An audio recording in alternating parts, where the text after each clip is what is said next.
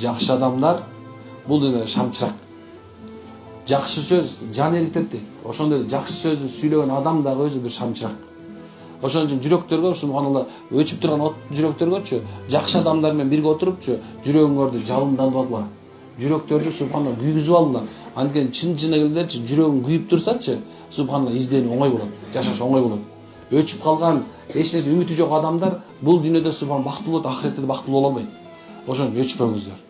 Толук субхан өчпөңүздөр, чын айтам. Жан дүйнөңөрдү жыргаткыла. Жакшы сөздөр менен, жакшы адамдар менен, жакшы жашоо менен. Чын эч качан өкүнбөңүздөр.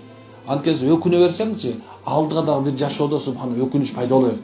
Такыр өкүнбө, мына бүгүн жашооң барбы? Бүгүн жашооң бар. Өкүнбө. Анан эртең да өкүнбөйсүң Кудайым буйрса. Эгер сен бүгүн жашооңо наалысаң, эртеңки жашооң ошондой болот. Анткени бүгүнкү жашоочу эртеңкини түзөт. Унутпашыңыз керек. Бүгүн намаз окусаң, эртең сесиз окуп кете бересиң. Бүгүн кылбасаң эртеңге кала берет. Ал эми мусулман болсочу, мусулман бүгүнкү ишти эч качан эртеңге калтырбайт.